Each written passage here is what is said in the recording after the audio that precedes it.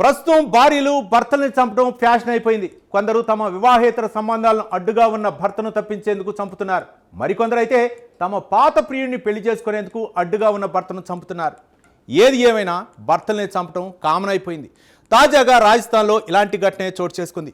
7 ఏళ్లుగా ప్రేమలో ఉన్న వ్యక్తిని కాదని ఓ యువతి తల్లిదండ్రులు మరో వ్యక్తికి ఇచ్చి వివాహం చేశారు. దీంతో ప్రియుడితో ఉండేందుకు భర్త అడ్డంగా కనిపించాడు. దీంతో భర్తను చంపేందుకు ప్రియుడితో స్కెచ్ వేసింది, హతమార్చింది. ఈ ఘటనపై స్పెషల్ స్టోరీ.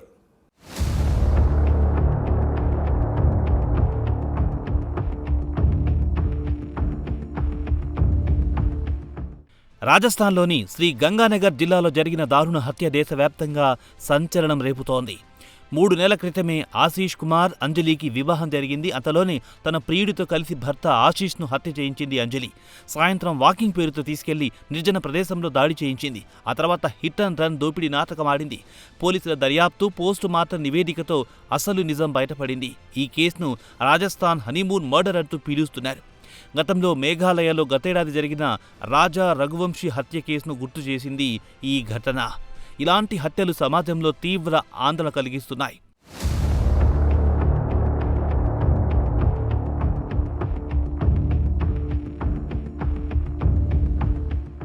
ఆశీష్ కుమార్ రాజస్థాన్లోని గంగానగర్కి చెందిన వ్యక్తి. అంజలి సాదుల్ షహార్ నివాసి. గత సంవత్సరం అక్టోబర్ 30న ఇద్దరికి అరేంజ్డ్ మ్యారేజ్ జరిగింది. అంజలికి సంజయ్ అనే మరో వ్యక్తితో 7 ఏళ్లుగా వివాహేతర సంబంధం ఉంది. ఆమె కుటుంబానికి కూడా ఈ విషయం తెలుసు. అయినప్పటికీ పెళ్లి చేసినట్టు తెలుస్తోంది. వివాహం తర్వాత అంజలి అసంతృప్తితో ఉంది. పెళ్లి తర్వాత కూడా సంజయ్తో సంబంధం కొనసాగించింది. ఆశీష్ను హత్య చేసి సంజయ్తో కలిసి జీవించాలని పథకం వేసింది. హత్యకు 16 రోజుల ముందు అంజలి పుట్టింటికి వెళ్ళింది. అక్కడ సంజయ్తో కలిసి హత్యకు స్కెచ్ వేసింది.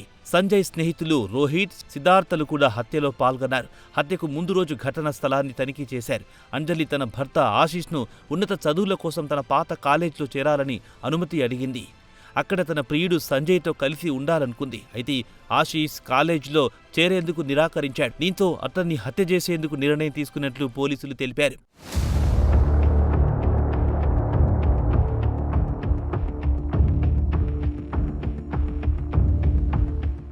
జనవరి 30 రాత్రి భోజనం తర్వాత ఆశీష్ను అంజలి వాకింగ్కు తీసుకెళ్లింది. రావులా పోలీస్ స్టేషన్ పరిధిలో నిర్జన రహదారిపై తీసుకెళ్లింది. సంజయ్కు ముందుగానే సమాచారం ఇచ్చింది. సంజయ్, రోహిత్, సిద్ధార్థ పొదల్లో దాక్కుని ఉన్నారు. అంజలి సిగ్నల్ ఇవ్వగానే ముగ్గురు ఆశీష్పై దాడి చేశారు. కర్రలు, రాళ్లతో కొట్టి స్పృహ తప్పేలా చేశారు. సంజయ్ గొంతు నురిమి చంపేశాడు. శవ పరీక్షలో తలపై లోతైన గాయాలు, ఊపిరాడక ప్రాణం పోయిందని వెల్లడయ్యాయి.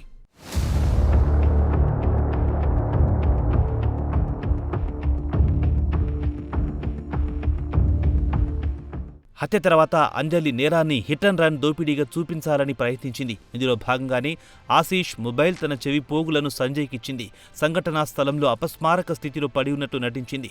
స్థానికులిద్దరిని ఆసుపత్రికి తరలించగా ఆశీష్ మృతి చెందాడు. వాకింగ్ చేస్తుండగా వేగంగా వచ్చిన మోటార్ సైకిల్ ఆశీష్ను ఢీకొట్టి వెళ్లిపోయిందని తెలిపింది. దుండగులు ఆమె బంగారు ఆభరణాలు దొంగిలించారని పోలీసులకు తెలిపింది. పోస్టు మార్టం నివేదికలో రోడ్డు ప్రమాదానికి గాయాలు సరిపోలేదు. గొంతు నులిమిన గుర్తులు కనిపించాయి. దోపిడీకి ఆధారాలు దొరకలేవు. అంజలిని పోలీసులు గట్టిగా విచారించగా ఆమె హత్యలో తన పాత్రను ఒప్పుకుంది. సంజయ్, రోహిత్, సిద్ధార్థలను అరెస్ట్ చేశారు. 4గురిపై హత్య కేసు నమోదయ్యింది. శ్రీ గంగానగర్ ఎస్పీ అమృత దుహాన్ మాట్లాడుతూ అంజలి తనకిష్టం లేని పెళ్లి చేయడంతో అసంతృప్తితో ఉన్నట్లు చెప్పారు. 7 ఏళ్లుగా తనకు లవర్ ఉన్నట్లు చెప్పారు. ఈ ఘటన మేఘాలయ హనీమూన్ మర్డర్ను గుర్తు చేస్తోంది.